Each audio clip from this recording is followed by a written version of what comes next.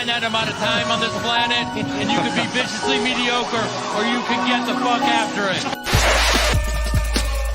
Let's get this party started. Stand clear.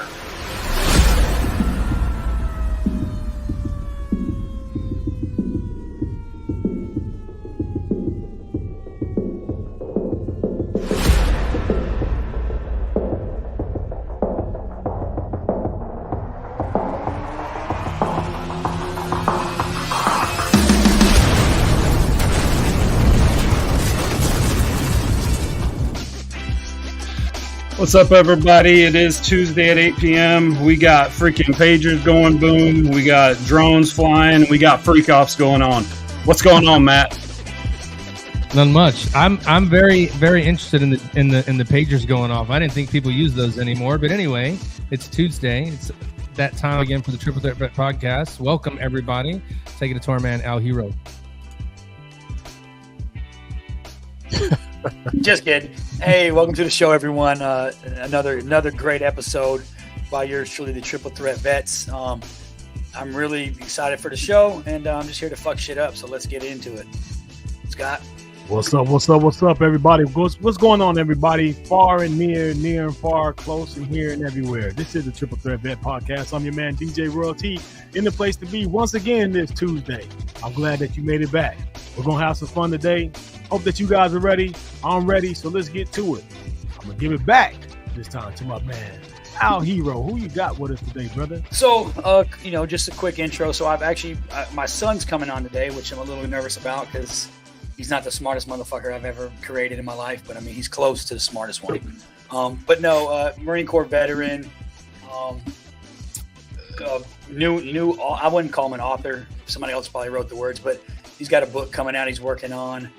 So definitely want to jump the show off with Austin, talk a little bit about his story, a little bit about his Marine Corps service, kind of the goods, the bads, the uglies, and kind of get into it. So without further ado, let's bring this motherfucker home. Hey, what's up, motherfuckers? Yep, Yeah, that's your kid. I had a feeling today was going to be one of those days. It's going to be a lot of motherfucker days. Yeah. I'm counting mine. I'm going to try to be careful because people's moms is watching. And shit. Just don't worry. He is going to far make up for any that you've missed over the last 30 episodes. I guarantee it. Abby said my cutoff is 15, so Well, you're I like got 14 left. 14 to go. So you're going to pick and choose. Okay. I get Yeah. it. Well, welcome to Use the them show wisely. there, Austin. Thanks for coming on. This is a pretty special one because we get to talk to the spawn of Al. So that's going to be interesting. So we start everything off. Al, we're going to kind of let you lead this train, man. Let you guys get into it. And then if we have questions, which I'm sure we'll have reaffirming questions to ask as we go along, we'll get into it, man. But without further ado. Just want to make sure everybody's aware. Like Austin, I talked about it earlier. He really is my son. I got a DNA test 20-something years ago, 99.9.99999 for sure. I just wanted to make sure before I started cutting child support checks to the baby's mama. So we was good. So no. So I guess we'll start like we do most of our shows, right? So for you, Austin, really just kind of start out by talking to us about who you are, right? Your early life. And then we'll kind of lead up into, and I know Ty's got a bunch of questions, right? But we'll get into the meat and potatoes of it, right? How you got into Marine Corps, what the Marine Corps meant to you, what it still means to you, what it did for you as far as changing your life, changing your goals, giving you more perspective on the way shit really is, right? So we'll start with that. We'll start with just kind of talk to us a little bit about yourself. I know you got a wedding coming up, unfortunately. I know, you're hanging up your hat. You're going to eat the same fucking green Lifesaver for the rest of your life. Hope you're welcome to the Lifesaver, the Green Lifesaver Club, bro. But no, let's just jump into it, man. Let's talk about, who you are and tell us a little bit about yourself and about where you started out and kind of where you headed into the Marine Corps. All right. Yeah. So, I mean, growing up, early life my dad was off dropping bodies in faraway lands. So I didn't really have a super good connection with him right off the start. But my mom, great woman now. She's sober 2 years. I don't know if she's watching, but shout out, Mom. She's sober 2 years today. She's working with the city of Georgia.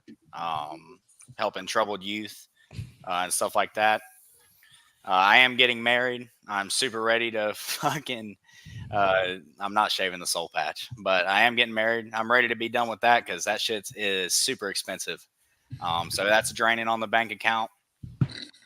But yeah, I mean, you haven't even gotten married yet, bro. You don't know what draining the bank account means. Shit, he has no idea, dude. None. that thing is tinkling with the bank account right now. She's bought 4 pairs of shoes. I don't know how many you're supposed to Yeah, wear. but you can return for 3. A wedding. Yeah, you can return 3. Yeah, She's bought 4, so I don't know if she plans on changing them out halfway through the fucking service or whatever. But I guess we'll figure that out. I got 4 words. Is that for what you, it's brother. called? A service? Yeah, I got 4 words. funeral service. Like, yeah, get used to it. Spending money, buying shoes, nails, hair, random stuff. Girlfriends call and want to do stuff. Just get used to it. Everything that you know about her, forget about it. You're going to be in a new avenue once the ring goes on the hand. So just be prepared for it and be ready for it. It could be a beautiful thing. I'm trying. Half a handcuff. I'm buckling in for the long haul, but So- into the military. No, hold on. Let's back up. You just kind of brushed over everything, You bro. about to- So you seem like he's about to jump over that real quick. yeah, I'm gonna just let's just get by all. So Austin, you grew up in Georgia, right? Spent your early life in Georgia. Again, like he said, I was I wasn't around, and I'll be honest, like he knows the truth. Like I didn't want no kids. I damn sure didn't want one that I wasn't ready for, right? So I was gone a lot. He for lack of a better term, kind of came up in the system, I guess, right? Bounced around with family members and all that good shit. And then unfortunately, when he was like 10 years old, I ended up getting custody of him, which fucked his whole life up probably, but I ended up getting custody of him. He moved into it with us when we were in Ohio. And then we moved, long journey. We ended up in Florida where he ended up, going to high school. And the cool thing was he actually, before Austin graduated high school, I was the only male in my last name to ever graduate high school. Like, so Austin was the next, right? So I graduated high school. I was the only hero in the family to ever do so, male wise. Right. And then Austin graduates and then, was a fucking fucktard and decided like, I'm leaving home and I'm moving out and like fucking lived on couches for a little bit. And then joined the Marine Corps. Right. So now you can kind of talk a little bit about that, unless Matt looks like he's pondering something down there, unless somebody's got some more questions, right? The term "moved out" is used loosely. The term "moved out" is used loosely. I actually packed all my clothes up into a trash bag that I was told. It was a suitcase. You had a suitcase first. Or yeah, I had a suitcase, and then I was told that I did not purchase said suitcase, and I had to give it back. And I was handed a scented trash bag. It was. It was scented. I mean, your shit's gonna smell good. If you don't got to wash it for a while, it's gonna smell good. Which was good because I didn't have no fucking laundry detergent. So I've just used the trash bag, rub it on the shirt real quick, head on out. It worked fine, like cologne. So what I'm gathering from this is that you had a pretty good sense of resilience way before you actually joined the Marine Corps. Would you say that's true? Absolutely. So would you also say that military family and military kids, because of the way they have to move, that they're probably a little bit more resilient? So what was that like? Like what sense of pride, what sense of community did you have while he was off dropping bodies, as you so eloquently put? I mean, the sense of pride, it was real cool growing up in a military community. Like the on-base housing, there was always kids outside playing. We were always at the park. There were always the same. There were kids going through the same things you were going through. So it was pretty awesome. Everyone's dad was always gone or their mom was always gone. So it was like, we all had something to bond over in that sense. So it was awesome. I loved growing up in on-base housing, even though, I mean, y'all have seen on-base housing. It is pretty, it's fucking the projects over there, but it was cool. It was cool. I loved it. Excellent. Yeah, man. So what year did you actually join the Marine Corps? I joined in 2019. I graduated boot camp actually tomorrow. October 18th of 2019 is when I graduated boot camp. But I was going to join the Navy and I was going to be an air rescue swimmer. They said I didn't have the brain capacity to handle that, so the Marine Corps' doors were open, and I walked in there, and I talked to the recruiter, and the recruiter kept it brief. He was like, "Hey, man, we're about to go kayaking. Can you be here like next week, tomorrow, Monday, something like that? We're about to get out of here." And I was like, "Yeah, I can do that." And he seemed like a super cool dude. Bradley Newman. I don't know if he's probably not watching this. I don't know. He fucked me. I don't know where the fuck he is, but he's a pretty cool dude. He was like, "Yeah, dude, you'll be a Raider. You can be a Raider in the Marine Corps." Fuck no, you can't. You can't just do that. So you're telling me your recruiter lied to you? Yeah, no. Yes. No. Same old story. Let's Recruiter be lied. honest. Let's be honest. Your recruiter was lying to himself from the moment you walked in the door, because I've never met a Marine Corps recruiter that ever was like, "Hey, bro, can you come back next week? We're going kayaking." Oh, that's how they Your are here, bro. recruiter was bullshitting. They Not be- when he joined. When he his joined, they recruiter- weren't doing that.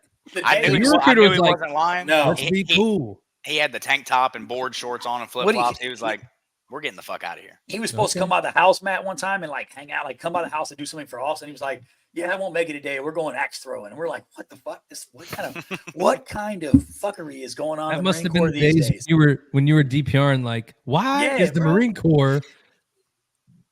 So Austin surprised me. Like when he joined the Marine Corps, he was craziest thing was he was actually in NROTC at high school, and they like fucking kicked him out. Like they didn't like him. He wasn't going to be shit. No, Like, they so- kicked me so out. So He didn't make it through NROTC, so he's like, join the military. I'm like, cool, let's do it. And I'm like, let's see. And he goes and crushes the ASVAB. I'm thinking, this motherfucker cheated. Like he did really good on the ASVAB. I'm like, oh shit. So he ended up just joining. Like he, came back and was like, I joined. Like I'm fucking in. I'm leaving. Like I think you left really quick too. I don't think you were around very long. no, graduated high school and basically left. But ROTC, I had ROTC first period, and it was a fucking. I mean, they're students, same age as me, and they were like, "Dude, go outside, push." At first fucking period, I was like, "Fuck no, dude." So you've lost your mind. I'm not doing. I got fucking 5 more classes after this. I'm wearing fucking blue jeans, dude. Fuck no. And they kicked me out because I didn't want to do push-ups, and I went and joined the Marine Corps where there was a lot of those. So Did a shit ton of push-ups. There's a shit ton of those. we figured it out pretty quick. That's crazy. But he had, I mean, like to Ty's question, I mean, Austin had it pretty rough, right? It's a military family, right? I talked to Ty before the show a couple of days ago and was like, Austin's story is probably very similar to how Ty grew up, just, military style, right? And it's funny having Austin on because I've never really asked my kids like, oh, how was it growing up in a military family or growing up in that type of environment where essentially, I was married to my career for much of my life. Like that's what I wanted to do. That was my identity. That's what I wanted to be. And everything else, unfortunately, family, my wife, my kids, they all really came second to the military at that point in my life. At that stage of my life, I was still chasing, that the next rank or chasing the next deployment. And that's all I cared about. So, I mean, it is a different perspective when your kids tell you like, oh, this is kind of how it was growing up. Because it wasn't the hero household was never flowery and like beautiful. There was a lot of fuck yous and knife hands and choke slams and crazy shit. And then once transitioning, once he got into the into the Marine Corps, I remember sitting with him and talking and like, it's funny to see the change in your kids when they go from like, you're the fucking enemy and like, you don't know shit to like everything you said makes fucking sense now. So it was eye-opening for me to be able to see that transition and see like him, start becoming an adult through what the Marine Corps had done for him and becoming a young man and really growing into his own and really identifying like everything you said wasn't all fucked up. A lot of it was, but a lot of it made sense or makes sense now. So it's definitely different to talk to your kid and say, hey, what was it like when I was gone? Like, what the fuck, what were you feeling? Because, they got all these programs for us, right? I can go to get PTSD help and I can get fucking whatever. Like, you kind of forget that it affects your family, especially when you're married to it like I was. So Just a small glimpse into how it was growing up. One time I got into a fight in high school, a fight that I won, mind you. So you think my dad would be like, fuck yeah, fuck no. I don't even know if he went out and bought scrubs or if he had scrubs laying around, but he got scrubs or something like that and wrote on the back of it, Hero County Jail in Sharpie. and I had to dress up in these scrubs, and I went to work with him, and I had to go around the office and take everybody's trash out. He packed me a lunch that was a bologna sandwich and an apple and a water. I don't even think there was a drink in that bitch, but a bologna sandwich, dry as fuck, no drink. Had to go to work, take out trash. We went to the PX. He made me stand at the position of attention at the PX and face the wall at the door when you walk in. So people are walking in, they're like, what the fuck is this kid doing? While my dad went and shopped. I was saying that's good stuff, man. What's up? The reason why I would say it's good stuff because you're never going to forget that. But it was a teaching moment because even though you won the fight, you're not supposed to be fighting because where fighters go, that's where they go. I understand the message that was trying to come across. I give it a 7 out of 10 for technique. I think going to the exchange was a little bit overkill, but I understand what you were doing there. I mean, you got to understand, Austin, when you're raising boys, it's hard. And you know, the one thing that we fear as men and fathers is that because of our lack of being aggressive and training the correct way, that we'll lose our kids to either the system, the streets, or both, or whatever. You know what I mean? So I understand now what you were doing. Like I said, I give you 7 out of 10 for technique. Austin knows for the whole time they were little. In our house, it was I'm not raising boys, right? I'm raising men. I'm raising warriors. That's and I probably could have had a different approach, right? I see Jacob James on here. That's my homie. I coached that. That's a crazy motherfucker too. I coached him in youth football, and he's a fucking nutcase. But you know, I took a harder approach, and I probably should have, right? Because you know, in the military, like a lot of times, like I did. I lacked the empathy. I lacked the emotional, you know, stability or connection, right? To be able to be soft or to approach things with soft hands or with a different approach. So everything I approached was like dead on, hard as fuck for no reason. So looking back, there's probably a whole bunch of shit I could have done different and should have, but you know, ultimately I was like, Scott, you know, you're raising, especially when I had 3 boys at the time. So I feel like I'm trying to raise these boys to be men and to be warriors, you know, to one day, you know, get out of the house and be able to function on their own. I just took a really fucked up way to do it. Yeah. You know, look, I'm going to say this. We won't beat up on a dead horse, but I would tell you, like you say, raising young men is hard. I remember when BJ was cutting up a lot in school, man. I had to take him home one time, and we used a little bathroom, you know, the bathroom that doesn't have a bathtub in it. I guess they call it a powder room. Half bath. The half bath. Man, I put him in there. I changed the lock so that you can lock the door from the outside. So what I had him come downstairs. I had him grab his blanket. He went inside the bathroom. I put him in there. I said, hey, man, this is where you're going to stay for this 24-hour period.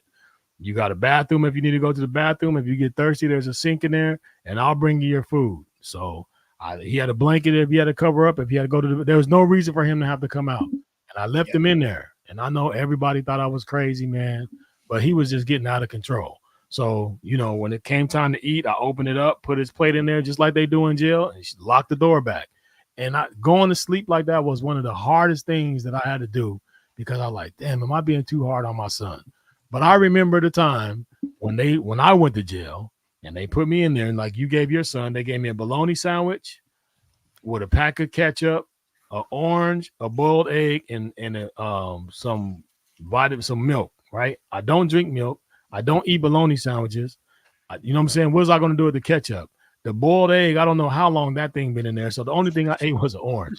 And I just remember sitting there like, bro, I'm going to die. If I ever come to jail, I'm going to die. I can't eat an orange every single day because this stuff they're feeding me, I don't eat that. But they don't give a damn about what I ate, my appetite.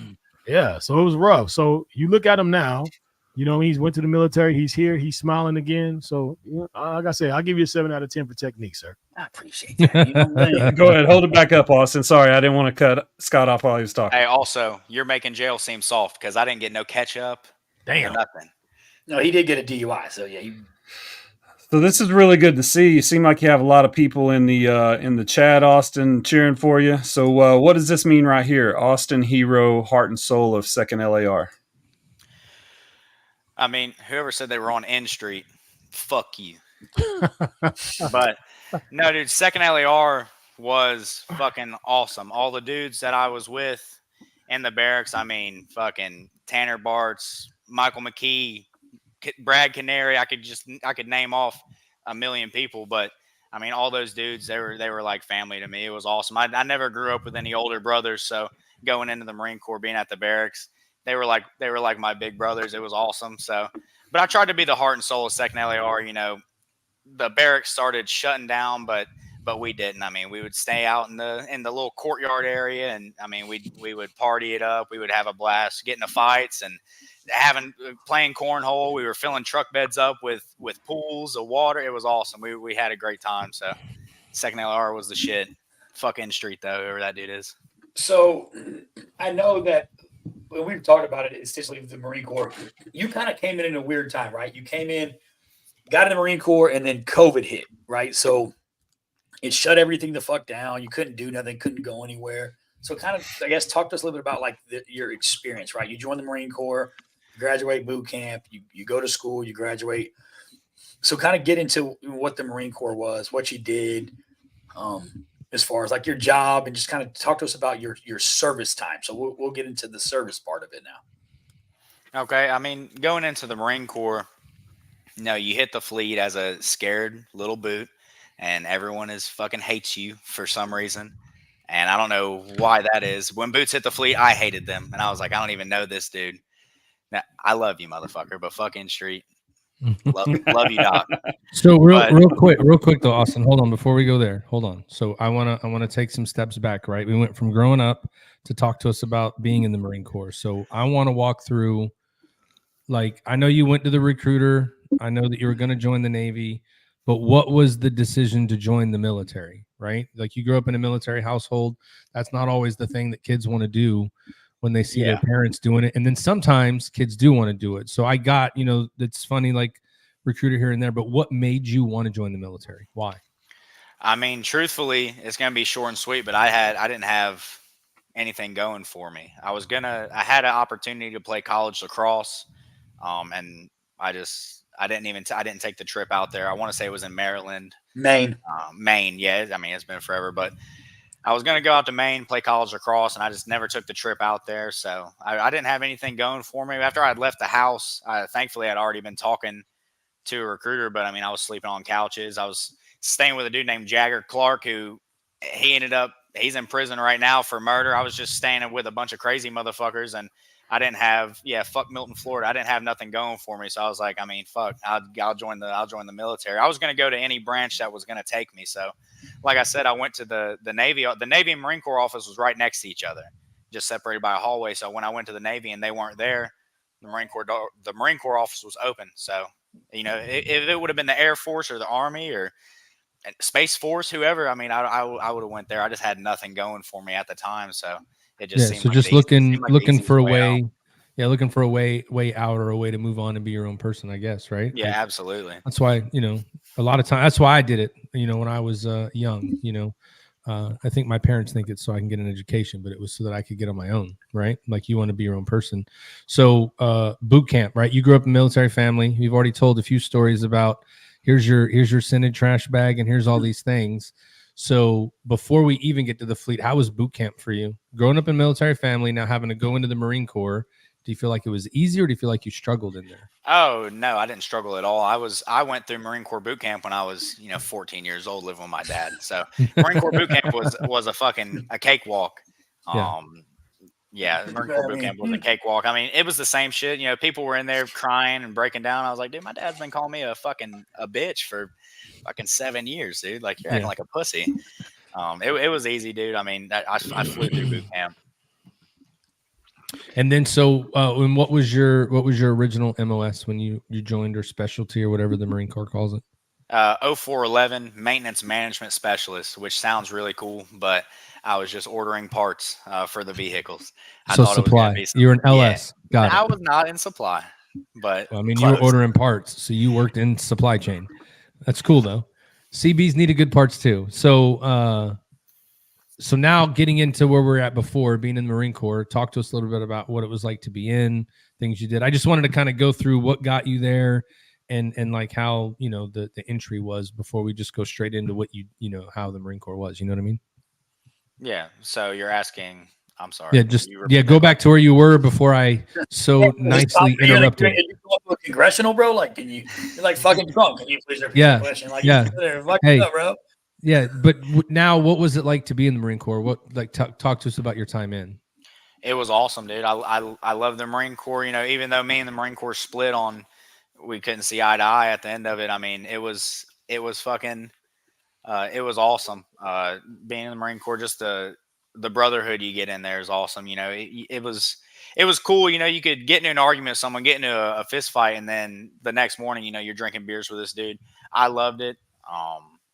The barracks life was awesome. I think that answers your question. I think that's what you were asking. I'm not too sure. Yeah, That's it. So coming out of boot camp, and where were you stationed first? So coming out of boot camp, I was stationed in Jacksonville, North Carolina. Camp Lejeune, fucking armpit of the world down there, just a fucking swamp.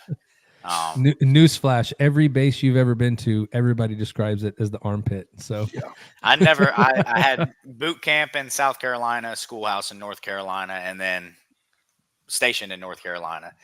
They at the schoolhouse, they let you pick, or you thought you were picking. They were like, you know, if you score so high on your scores and stuff, and you're high up in the class, you get to pick where you want to go. So I think I picked Japan as my first one, California as my second, and then wherever as my third one. Then they called me up. They were like, "Hero, you're going to Japan." And I was like, "Fuck yeah!" They were like, "I'm playing, bitch. You're going to fucking North Carolina. Go sit over there. You're going to North Carolina." I was like, "Damn." Yeah. So you should have said where you didn't want to go in the list. That's what I should have done. got to go there. That's what I should. They got you. That's what Reverse happened. psychology. They got you. Yeah, 100%. They're like, he really wants to go there. Not happening. We're gonna send you where you don't want to go. It's crazy. So he talked a little bit about it. So you were in the Marine Corps. Things were going well. You were getting ready to I think y'all were doing a workup to go on a cruise, right? You got selected to go on a MEU. So talk to us about that. Like, you get selected to go on a MEU. What happens? Yeah, so starting off, I started with H&S Company, and then I forget his name, but it was a captain. He was the captain of Bravo Company. I can't remember his name, but he came in there and was like, "Hey man, like, do you want to deploy?" I was like, "Yeah." He was like, you want to slay bodies?" I was like, "Absolutely." He was like, "All right, cool." He pushed for me to get into Bravo Company, and I went into Bravo Company and spent a lot of time with those dudes and did the whole workup for a deployment. You know, just the I forget what it's called. You get in the helicopter and the LAV and it drops upside down, spins you up underwater, a bunch of cool shit. Did the whole workup for the deployment, and then I couldn't get my shit straight, and I ended up getting a DUI. And I want to say it was. So you were doing all that. Matt. Oh no, I think I might have lagged for a bit. My bad. Oh yeah, I was saying you were doing all that fun shit where they tried to drown you, but you didn't. So yeah, absolutely. But I ended up couldn't get my egress trainer. Thank you, motherfucker. I'm at like 10 left, but no, you have like 3 left to be honest. But I just couldn't get my shit straight. Ended up getting a DUI like a month or 2 months before the deployment, and I ended up getting kicked off the deployment. So I was never able to deploy. With all those dudes, they still deployed. They had a blast, and they went out there and they showed force and showed strength to all those fucking weak ass countries. But I wasn't able to go with them just because I fucking like drinking and driving, I guess.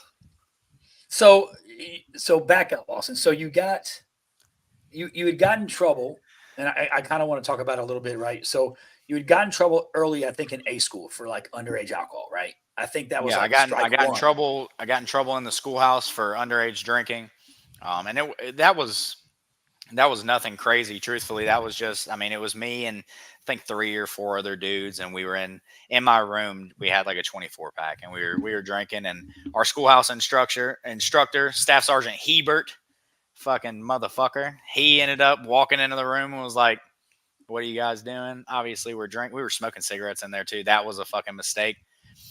But he ended up catching us and was like, "Well, now we have to go to medical to make sure you guys don't have alcohol poisoning," which he knew we didn't. But he made us walk all the way to fucking medical while he drove, and we walked all the way to medical, and they were like, "They're fine." And he was like, "All right, let's go back." And we walked all the way back, and he did that. You know, the little hazing or whatever the fuck to us. And then it was still like, he was still going to give me paperwork on it. I was like, what the fuck, bitch?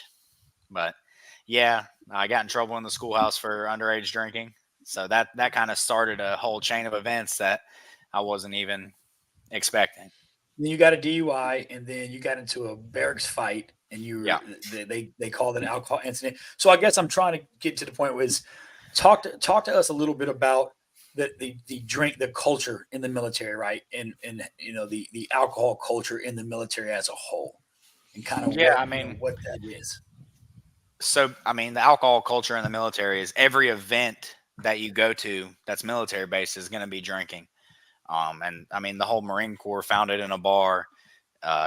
Drinking. When you think about Marines, you think about fucking drinking. You know what I mean? So the whole culture was just drinking and partying and all this, and then you get in trouble for doing those things.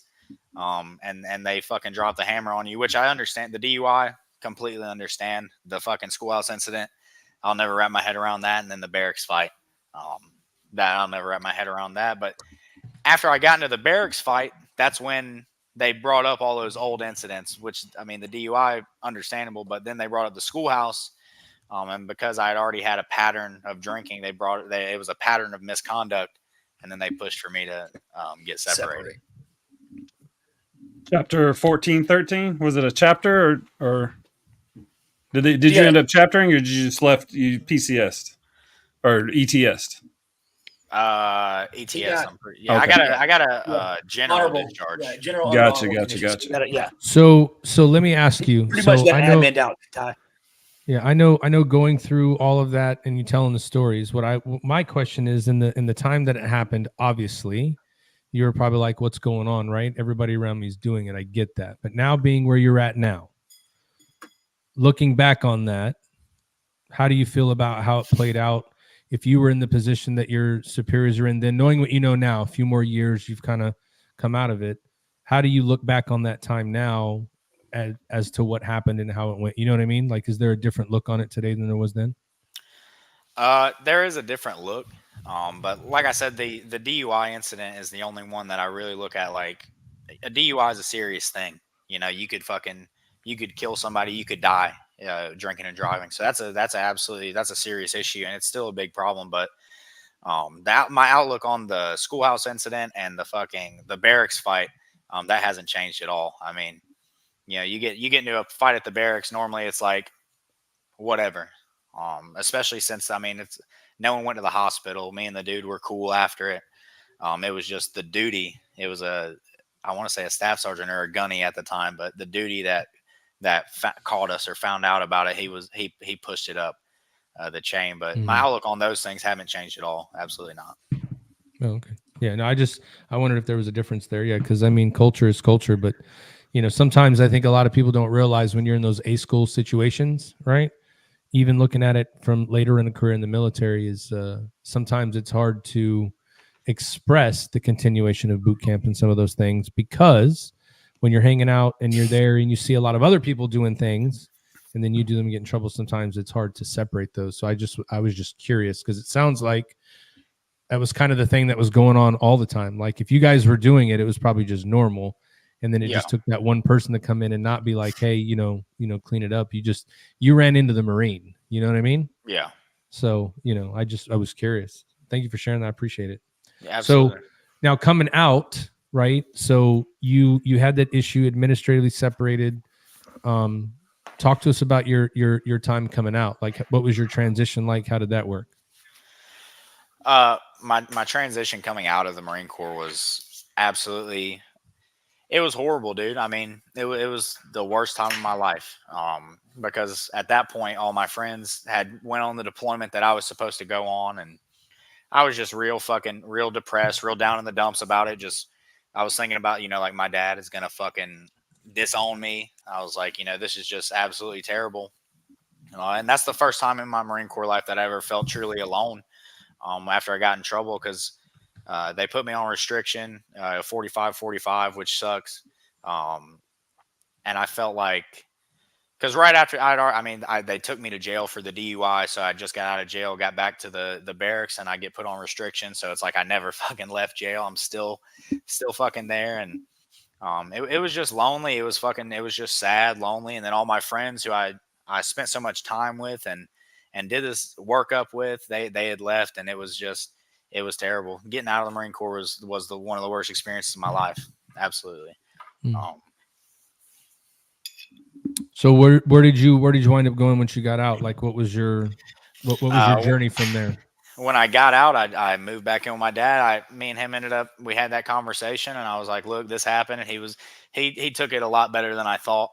Cause I was still used to my dad, how he was when I was 16 years old. So he took it a lot better. He was like, dude, you can tell me anything. Like, I don't like, we'll figure it out. We'll find out that next step. And then I got out of the Marine Corps, moved back in with my dad, and I think I lived there for a month, give or take. And thankfully, me and Abby were together at the time, and I've moved in with her and mooched off her for a little bit until I fucking got my feet under me. There you go. Michael, and I know the answer to it, but just for people that are watching or somebody that may be going through some of the same shit, did the Marine Corps offer you any type of help, right? Because I know when Matt and Scott in the Navy, when we had sailors or Marines or anybody who had alcohol or some problems, like our first approach wasn't like, let's, there were people who were like that, but we weren't built like, let's burn them at the stake. Let's ruin their career. It was more, maybe there's an issue. Like, can we get them into some kind of treatment or some kind of prevent class or whatever? Did the Marine Corps, before they hammered you, did they offer you did they give you any help? Did they even offer it or try to get you to, did they try to save you in any way? Right. No, absolutely not. Whenever I started going through my process of getting out, that's what, like, I just felt lonely. The Marine Corps just turned their back on me. Like, for instance, I mean, normally when you wake up in the morning, you got to muster, let people know you're alive kind of thing. And I was waking up at 10 a.m. I was just still in my room. No one had checked on me. It was just the Marine Corps turned their back on me. My chain of command really turned their back on me. It was just like the only time I talked to my chain of command, it was First Sergeant Mike Foley, who's a sergeant major now. Congratulations, motherfucker. But the only time I talked to him after I started getting separated was when he called me up to the office to sign some old paperwork of me getting counseled that I had not signed. And that was the only time I spoke to him after my separation process started getting handled. So would you say the Marine Corps just doesn't, I mean, the military as a whole, and I've heard stories like this, I'm sure Ty and all of us all have, we've all heard these kind of stories. We talk about like how they don't do a great job of helping us transition out of the military, but they also don't do a good job of helping service members once they've, made some mistakes transitioning out as well. So I'm assuming you didn't have any transition help, right? There was nothing like that. There was nothing like that at all. And yet you still love the Marine Corps, right? Absolutely. I'd be in the Marine Corps today. If they let me, I would still be in the Marine Corps. Yes, Jacob, they did hit me with the book. But yeah, I'd still be in the Marine Corps today. I mean, the Marine Corps as a whole, I love the Marine Corps. That's never changed. It was just that separation process really took a toll on me. Especially coming back to the one place, Milton, Florida. That's the one place I didn't want to be. That's the one place I wanted to get out of. And then I was just basically forced to fucking go back there where there was nothing but just terrible shit. There was no good people left there. Yeah. So I know that you're doing a lot now, and there's a lot that comes after this that we're going to get into. But I think now, guys, would be good time to take a quick break so that we can come back and talk about where you're at now. And then I know that you have a project coming up we wanted to talk to you about. So I think this is a good time to just take a break if you guys are good with that. Always good with that, man. It's a good time to take a break. Get you a snack, get you some cake, but make sure you stay awake. I am DJ Royalty, a.k.a. Blake. That all rhyme, right? You see how I did that time? That's how you whack. I hear you. You see what I mean? I feel you. I did there. No, but real talk. You guys go get you a snack, get you something to drink, refreshments. Make sure you come back. We're here with Austin Hero. All you in the chat, Glad that you're here. Glad that you're talking. Glad that you're listening. But don't go nowhere. Matter of fact, why don't you get on your phone and tell somebody else to get there behind here? You're going to hear a lot of more F-bombs and all those other kind of things, but don't let that sway you away.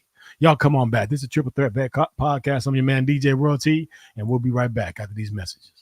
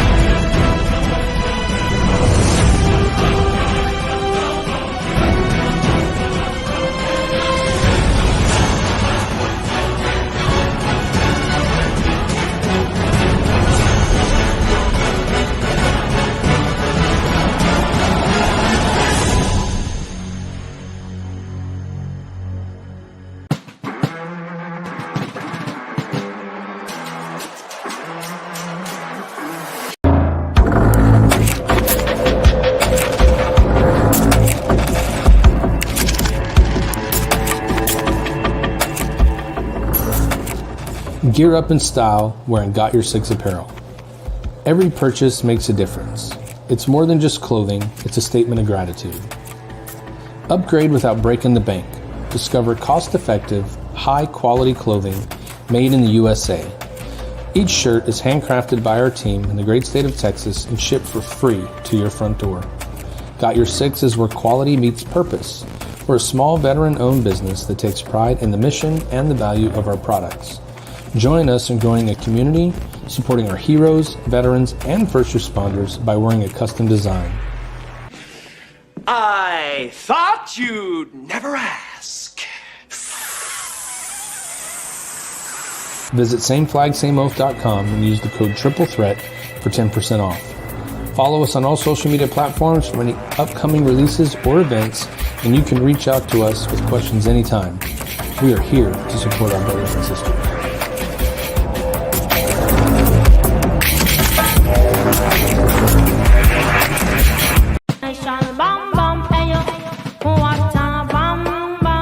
Einen Moment. Was ist los?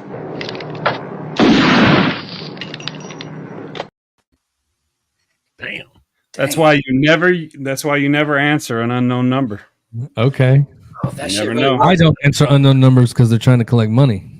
True. Yeah, that too. Just tell them like I tell them. I ain't got it. Y'all take a post-edit check. Y'all wait till the first. You know what I'm saying? Yeah. I'm just trying to be honest and take care of First this of in February. a nice fashion. Yeah, 1st of February. First of February. Can y'all Yeah, yeah, never yeah, wear yeah. it? Can y'all wait till I That's get my fine. tax returns? I got you. I'll put Right. something on it. You know what And I I mean? will file on time this year. I promise. Yeah. Right. Yeah. Shit. You know I'm late right now. Hey, I wanted to give some shout outs. I saw Carlos Calzada and Chris Davis were at the Danny Dietz Memorial Cook-Off that I attended last week. Carlos Calzada and I were cooking for the Texas Chrome Heroes at Smoking Los Barbecue. Carlos Calzada, he is a corpsman in the Navy and he served with Marines. So he was so nice to mentor me this weekend at the Danny Dietz. I had a lot of fun there. Yeah, We actually won. We won 13th place chicken. We did pretty well there. So And that was a great 13 time. out of what, like 70, right, Ty? Yeah, I think there's like 77 teams or so, something like that. But so Carlos is a pretty well established cook. So he went out there and kicked ass. He was in, like I said, he was a corpsman. He was listening to the story. And I'll just say, as I listen to this story, I see a lot of parallels.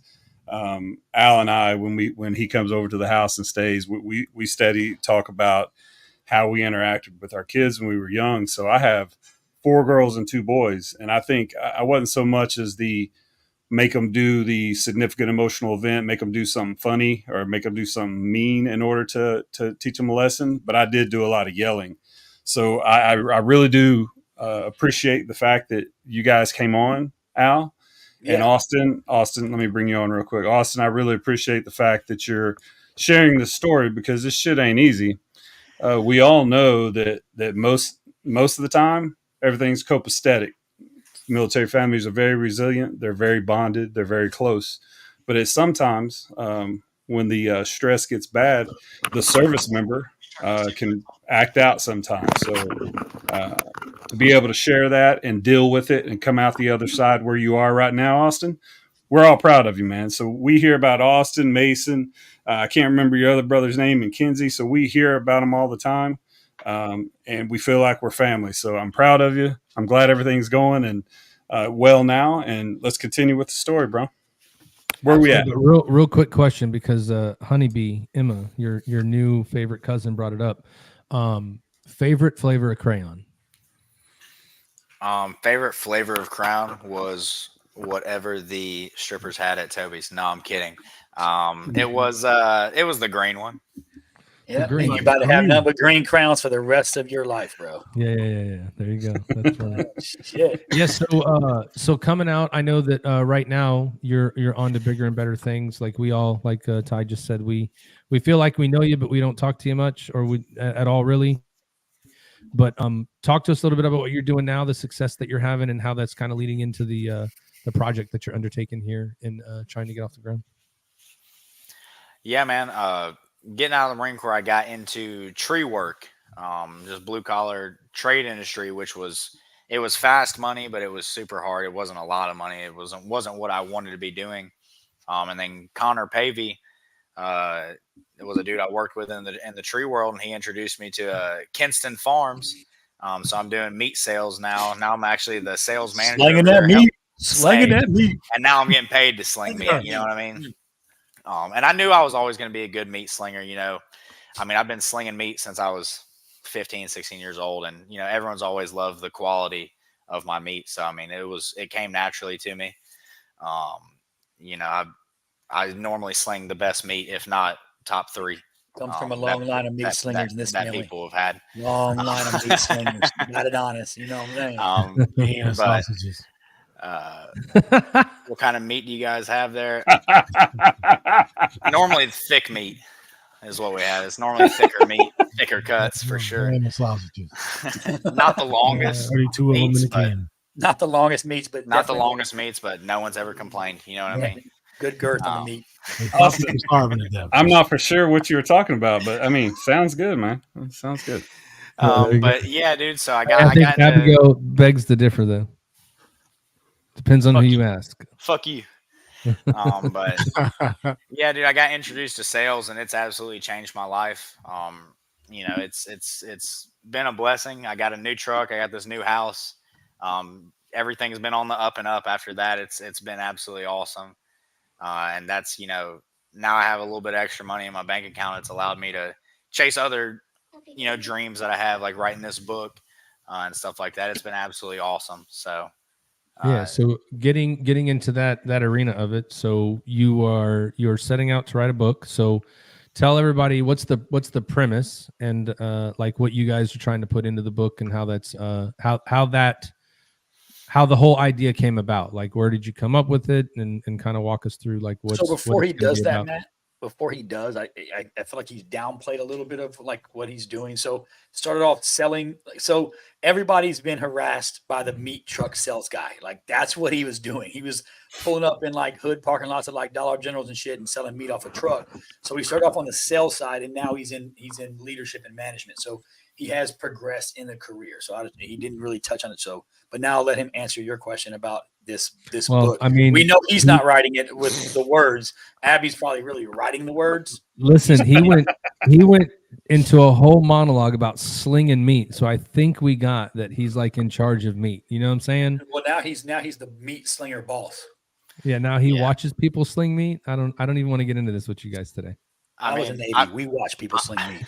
Dude, I mean, I've watched a lot of people sling a lot of meat. I've seen a lot of meat up close. I know what meat is. I know what meat looks like. I know what meat tastes like. How close did you see it? In my mouth. Wow. Oh my God. Wow. You are definitely Al Hero's son. Yeah. I feel like I've had this same conversation with Al Hero. Yeah. Where was the meat? Right? It was in my mouth, though. Personal. Yeah. So So let's get into the book. What's the book about? What is the premise behind it? How did you come up with it? And tell a little bit about like where that's come from and what you guys are doing. Yeah, man. So It's a book of looking up pictures of about it. me. All the Marine Corps meat he's seen Stop throughout the his scene. 3-year career. Yeah. Some meat here, some meat there, have some meat anywhere. to answer the question though, or not really the question, but just to go into it, I am not writing the book at all. This is a book it's a bunch of memoirs. Basically, it's a bunch of different people's stories.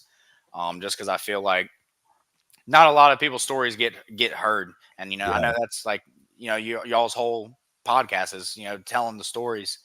So I'm just writing this book. Now I'm in a place financially where I can push it out and, no one else has to, and everyone can feel heard. So it's going to be a bunch of different stories. It's going to be 22 different perspectives and views and stories and good, bad, and the ugly of people in the Marine Corps, people in the Army, Navy, Air Force, no Space Force yet. Haven't found one, but it's going to be a whole bunch of stories like that. The book's called Dear Marine Corps, but it's going to be a bunch of different armed forces in there. It's going to be super awesome.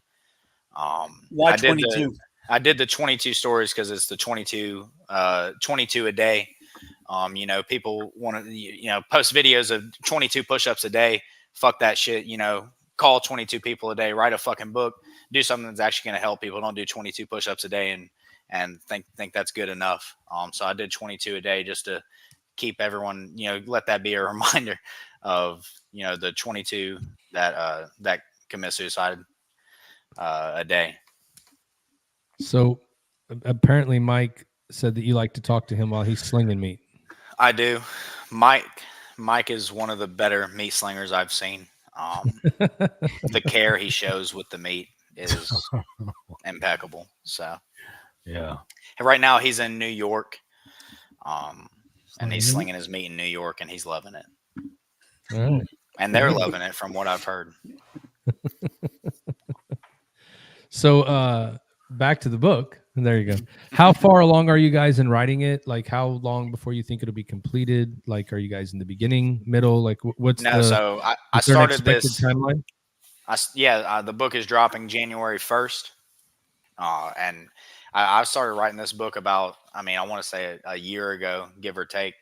And right now, I think I'm just waiting on 6 people, including me. I haven't wrote my part yet, but just waiting on 6 people to send me in their inserts for it, and then we're gonna rock and roll, and it's gonna be free.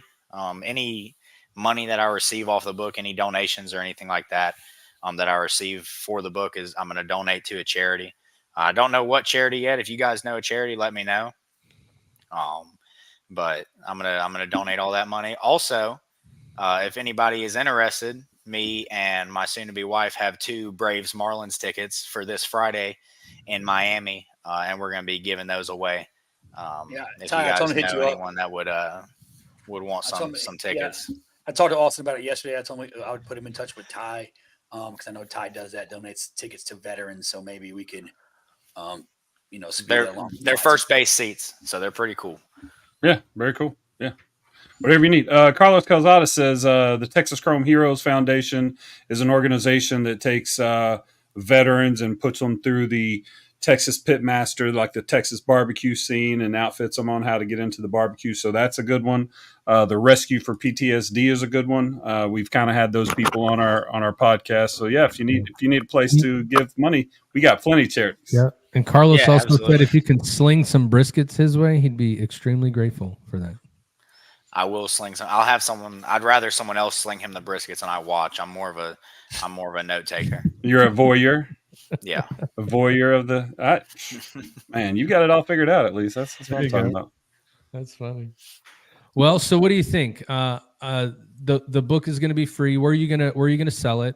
How can people get a hold of it? It's dropping January the 1st. January the 1st. I'm only making 10 hardback copies, just because that is a bitch to do. But the book is going to be on Amazon, the Amazon Kindle, but it's going to be there free for everybody.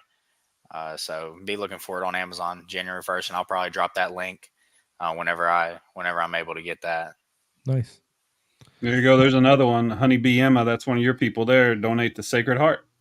Yep. I don't know what that is, but sounds like it's sacred. And I'm pretty sure anything Sacred with Heart heart, is it's just got to be good. just a hospital. Doesn't sound There like you a veteran charity, so I don't want anybody to die at Sacred Heart, but you ain't getting that money.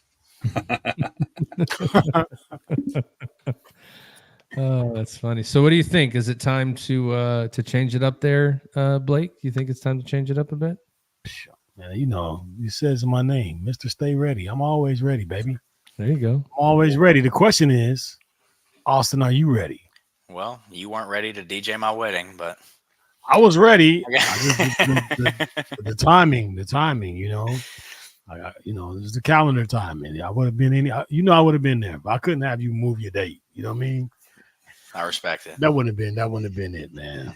But I'll make up for it. We'll do something else. We'll DJ we're gonna do a bomb ass anniversary party or something like that. We'll do something, brother. He'll DJ the divorce.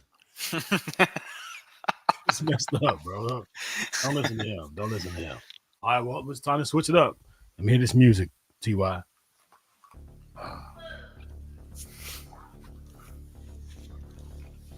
Yeah. Oh, there it goes. I hear it. When I hear that sound, it just makes me I don't know what it does to me. It does something to me. I love it. Make you want to feel your meat. Makes him want to slang some meat. Some meat, baby.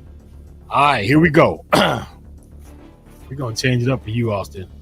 I'll give you some fresh ones. Let's get it. All right, we're going to start it off. Give me your 5 favorite people right now. My 5 favorite people. Your 5 favorite people. Yep. I'm going to start off with my soon-to-be wife. And then I'm going to go into my dad, mom. Now, these last 2, let's switch it up. Let's make it a little different. The last 2, I'm going to make it I forget his name, but the officer that arrested me for my DUI. He changed my life for the better, whether he knows it or not. Number 5, I'm going to give it up to Sergeant Major Michael Foley, who made the push for me to get out of the Marine Corps because it turned out to be a great decision for my life. So we'll switch up with those last 2. There you go. All right, here we go. What's your biggest fear? My biggest fear, besides the dark and besides thin meat, my most biggest fear would probably be probably dying before I get to achieve all my goals. Okay. All right. You know, life is life and all the time. Absolutely. But just like golf, you know, in golf you get a mulligan. If you was able to get one mulligan in life, where would you use it and why? All right, I'm not familiar with mulligans, so Mulligan is a do-over.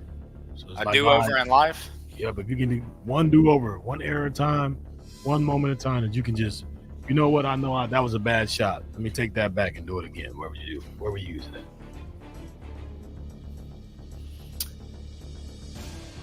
That's a good one. Yeah, I told That's, you. that's a good one. Stay ready, motherfucker. No, if I had one do-over in life, to get super deep into, and we can go into this conversation later if you guys want to, but me and Abby went to North Carolina, had a court date in North Carolina, and we went up there. We went out to the bar with a couple of my friends, and two of those guys ended up drinking and driving their way back to base, but they didn't make it there, and they died in a car accident on the way. So if I had one do-over, it would probably be that instance. Probably Ubering, getting everybody Ubers, or everybody DD or something like that. There you go. Good one. All right.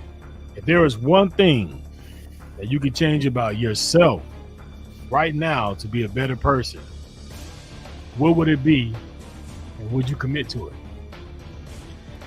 If I could change one thing about myself besides my hairline right now,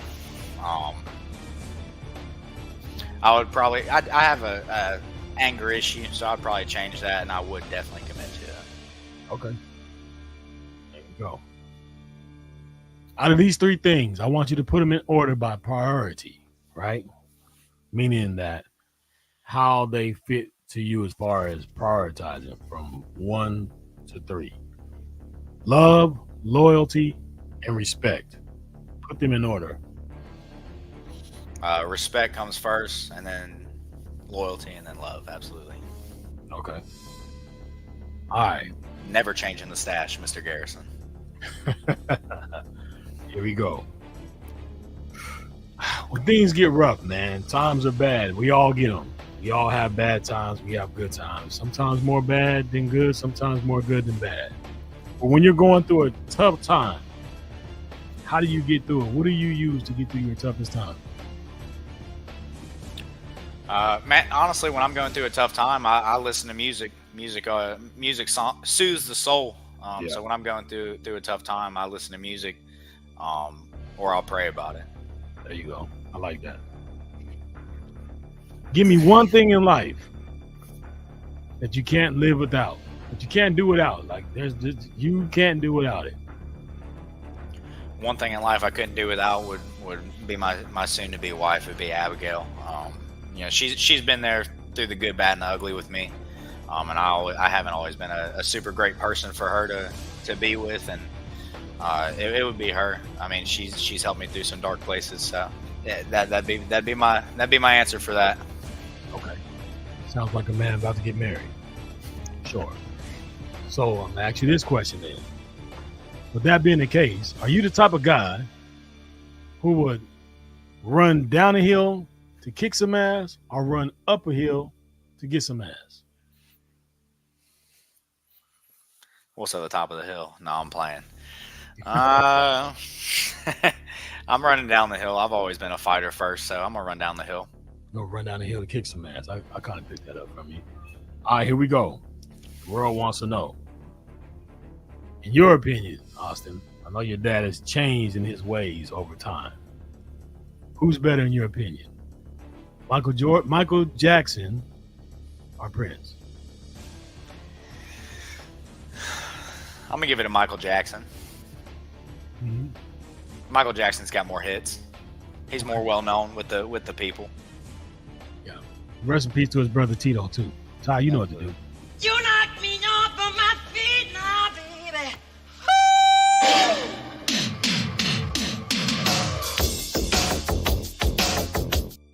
It's the belt for me. It's the rope belt, man. You can't deny it. All right, here we go. I want you to get deep with me on this one, Austin. All right. I want you to look inside yourself. And I want you to tell us. I assume that your wife may be in the room, or your wife to be. But who is your soon to be wife marrying? Describe that person to me. And you want me to get deep with you? I got you. Let me cook something up. Who's she married, man?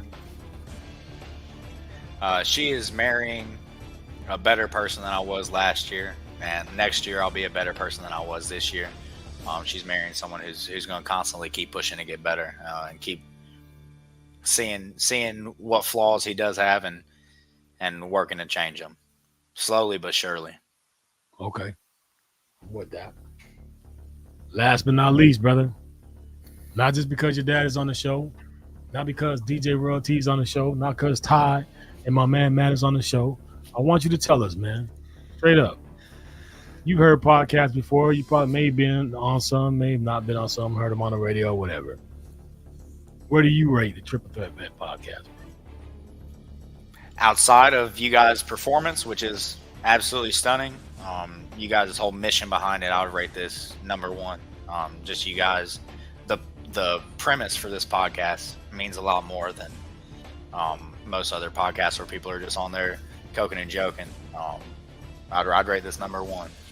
My man, I appreciate you, brother. Yes, sir. Wasn't too bad, you know what I'm saying? Let's see, get a little bit hot, you know what I'm saying? I'll get you some, but you had your tank top on, so you was ready. I stand cool. Man, you still here. We appreciate you, man.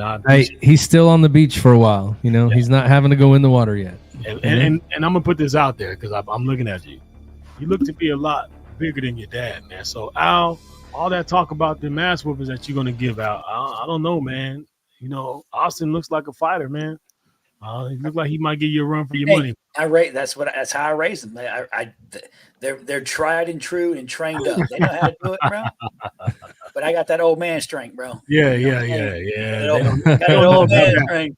Yeah, I they ain't don't got know many that. left in me, but I got Yeah, one. And Austin, luckily, and I wouldn't say it's like a good thing, but my son was able to watch me ground and pound a motherfucker in my front yard. So I think mentally it sticks with them a little bit. You know what I'm saying? When they're like, when you watch your dad dropping elbows and blood everywhere, they're like, oh shit, this motherfucker ain't just talking shit. You know what I'm saying? So, psychologically, I think I'm, Yeah. That is funny. or like Hey, you like how Austin's on here? Like, I'm gonna give him that one.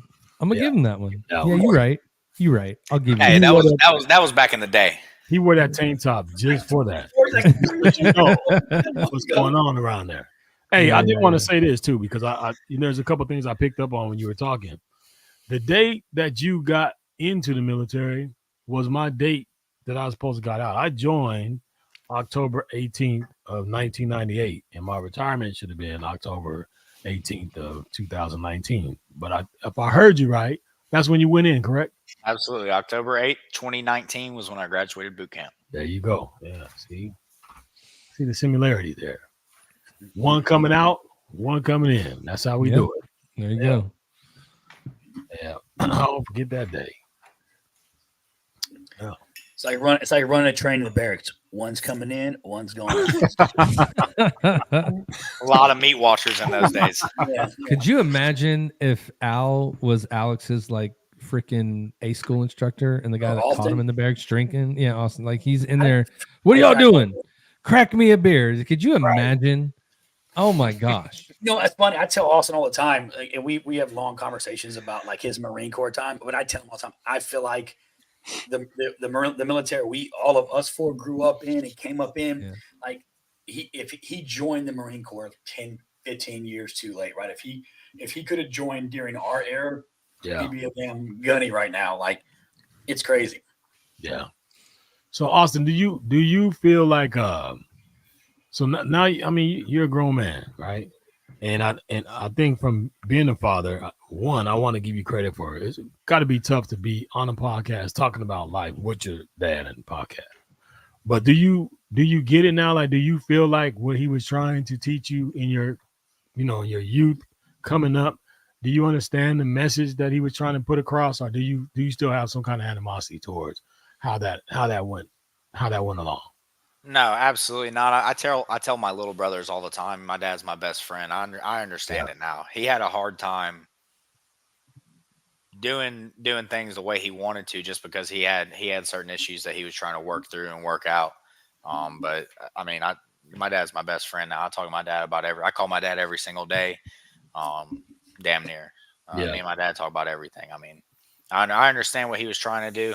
The way he was trying to work some things out was, it got lost in communication just because he had certain shit that he was going through at the time. But yeah. But you understand, I mean, you understand that for a lot of us, we are only able to pass down as fathers kind of what we got, right? And sometimes we didn't even get that. So we're trying to just do the best that we can and trying to give you our perspective of what's important, right? Absolutely. And that's a tough thing to do. I struggle with it myself as a dad, trying to, how do you show love and discipline at the same time without being too overbearing, and then at the same time not giving away you're always yapping, Dad. You're always telling me this, Dad. You're always correcting me, Dad. You know what I mean?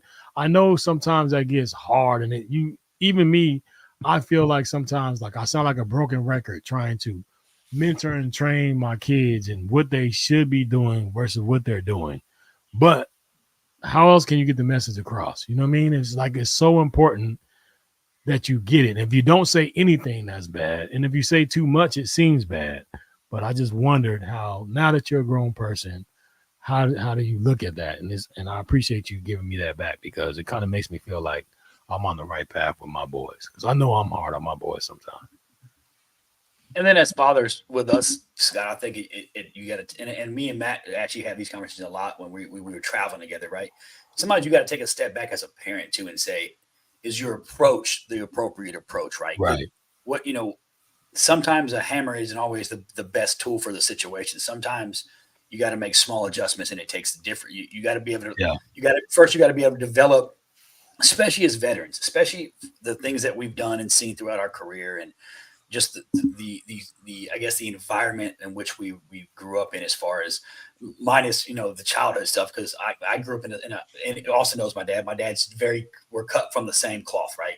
We're all a bunch of pipe hitting head busters, and that's just who we are. We grew up in a tough environment, but then you get to the military, and they almost train you and teach you to be this warrior, no matter what you're doing. And somehow I think as a father, as a parent, you have to take a step back and look in the mirror and say, is my approach the appropriate approach? And a lot of times, looking back now over the course of Austin's life and growing up and the history, a lot of times I'm like, shit, I should have done something. I should have did it different. I should have handled the situation different. Right. But you can't go back. You can't live in the rear view mirror. You got to look forward. But a lot of time, I think as veterans, that lifestyle and that approach, it gets instilled in a lot of us. Some people make better decisions than they're everybody is. There's 100 better parents out there than I was growing up with Austin, for sure. So I take a different approach. Austin fucks me all the time when he told me, he's like, damn, Dad, you're fucking Mason. I never would have got away with that shit. You should have punched that motherfucker in the mouth type shit. But, looking back now that I made a ton of mistakes as a father, now it's time to, try not to continue that toxic environment as a father, right? I don't have to, do the same thing I've always done. I can look in the mirror and say, okay, does this situation require the hammer? Does this situation require a different situation or a different way, different approach, right? I think as parents, we make mistakes, right? Especially with your first kids, because you don't fucking know, and you're just like fucking going through the motions trying to figure this shit out. But, being able to look in the mirror and say, you're wrong. You need to apologize. And it took me a long time to be able to apologize. I apologize to my kids all the time now. Like, fucked up. Sorry, my bad. Right. But yeah, I tell my brothers all the time that they're growing up with and my sister, they're growing up with a different dad than I grew up with. They're growing up with the fucking kindler, gentler, the washed version of him. I was like, fucking, sometimes I hear them say some shit and I'm like, I might have got fucking thrown through the wall, like the living room out to the outside. Yeah. I look at it like this, man. I look at life now like this, right? When it comes to my kids. And you said the hammer analogy, and I'm going to use it a little bit. Sometimes you got to know whether or not to use a hammer or a paintbrush, right? When you're looking at problem solving. Because with a hammer, you could just bash it all up, all right? And then you still got to figure out a way to rebuild it and put it back together. But with a paintbrush, it takes a little bit more. You have to, a little bit more detail. If you tell me, I'll tell you, hey, draw me or paint me what you think the outcome will be on this. It's going to take a little bit of time for you to be able to paint it up to where I can look at it and say, okay, I see what you did there. But if I give you the hammer and say, okay, well, shit, how are you going to fix this? And you just bust it all up, you still got to put it back together. So it's hammer or paintbrush method. I think I need to use the paintbrush a little bit more. That way I can give it to you and say, okay, well, you think that you have a better way. Paint that out for me and show it to me, and we'll see what it looks like from there. And I think I'm going to go with that method. Yeah. Yeah, growing up, my dad did certain things and he acted certain ways. I didn't really understand it until there was one night when, and I don't know what was going on in his head, but I was laying in the room and I heard rustling going on in the living room, and I forget, it was late. And I went out there and my dad was out there in his underwear just looking crazy. I was like, hey, what's going on? And he was looking at me, but it was like he was looking through me. And that he told me that we were getting bombed and I needed to get my brothers and go to the room with my mom. And I did it. I got my brothers and we went into the room, and he went in there and locked the door and locked us in the room. And we woke up that next morning, and that's right before he went to inpatient treatment. But that was really the eye opener for me of like, damn, like he really is out of control of his emotions. Like and it's not, his fault per se. Like he really, when he's doing certain things, it's not out of hatred. It's just because he has no idea how to control his emotions. So that was the eye opener for me. Yeah. Yeah. If you go to medical and you tell motherfuckers that shit, they will send your ass to the clink. Your ass is going somewhere. Do not pass go. Do not collect $200. Pack your shit. Rubber room time, motherfucker. Shot in the ass. Like, And that shit, you see that shit on TV, Scott? That shit's real, bro. I was in the room I had a meltdown in inpatient, which I'm not proud of. Like I attacked a lady in inpatient, and these motherfuckers show up like you see in movies, and they're like grabbing you, and all of a sudden it's like, go to sleep, bitch. And you're like, I ain't gonna fuck. Hey Al, if you don't mind, go back and tell that story why you attacked that lady though, because this is she was wearing something, right? Yeah, so I don't know why they did it, and they had warned her. So she was dressed in full like Haji garb, right? Headdress, and that's her religion. So I'm not mad at her for it, but we're coming out of intensive inpatient therapy in the combat group, right? So we just come out and we're on the floor in the hallway headed back to like our rooms, and she's coming towards us, pushing, at the time I didn't know what it was, but I fucking lost my shit, pushing a medical records cart. So it's a cart full of medical records. She's fully Haji'd out. No offense to Hajis that are watching the podcast, whatever, right? Fully Haji'd out, and I fucking lost it, right? Because you go back to a place where when you're in combating, people are pushing baby carriages towards you. They're normally full. They ain't normally got a baby in it. It's normally something that goes boom and gets real loud and fucks people up. And I just had a break and went after her and grabbed her by her neck and was choking the fuck out of her. And all of a sudden I woke up in my fucking room. So, the situation wasn't I just attacked some fucking random lady. Like, fuck, I don't like bitches. Like it was, and they'd asked her and they'd told her coming on the military resiliency unit, please, come during these hours. And she was pretty much like, I don't give a fuck. This is my job and I'm going to do my job. And she just caught me on a bad day, essentially. Right. Yeah. Yeah. She's crazy. Bro. Yeah. So just for everyone's edification on the program, when someone is of the Islam religion, Muslim religion, and they complete a certain journey, either through Mecca or there's some other things where they can get this title. Hajj is actually a very revered title when they make these things. So we call them Haji as kind of a put down, but when you really look at it, the joke's on us, because when they complete the journey and they become a Hajj, that's a title. So sorry, just had to say that. Trivia night. I'm fucking sorry. getting that answer right. Sorry, that's the nerd in me. Sorry. Yeah, there you go. There you go. Well, I tell you what, man, Austin, thank you for coming on. We appreciate hearing your story. We like that you frequent and watch as much as you do. We appreciate your support. We wish you nothing but the best. Good luck with the wedding. I hope everything goes the way that you want, especially if there's 4 pair of shoes involved. That's going to be a long wedding. Yeah. But good luck, my friend. We appreciate you telling your story. Appreciate you being vulnerable, and just thank you for coming on, man. I really enjoyed hearing your story. Absolutely. Hey, thank you guys for having me. My man. Yeah, ladies and gentlemen, Austin Hero. Yeah, thanks very much for being vulnerable. It's hard. Loud. It's hard to share that stuff, but just so you know, I mean, Al and I have talked about stuff when your dad's here. We've all gone through that kind of stuff, and my kids are different than you. Like, they don't talk to me as much. So hearing the fact, like, you may have gone through that stuff, but you talk to your dad every day. Sometimes the way my personality and my kids are, we don't talk for, weeks at a time. And that creates all new stuff. So kudos to you for coming through all that stuff. Kudos to you for telling your story, and then good luck with your wedding coming up here soon, brother. Absolutely. Thank you, guys. All right. Take it easy. Austin Hero, Marine Corps veteran. Yeah, keep slinging that meat, Austin. Slinging that meat. Love you, boy.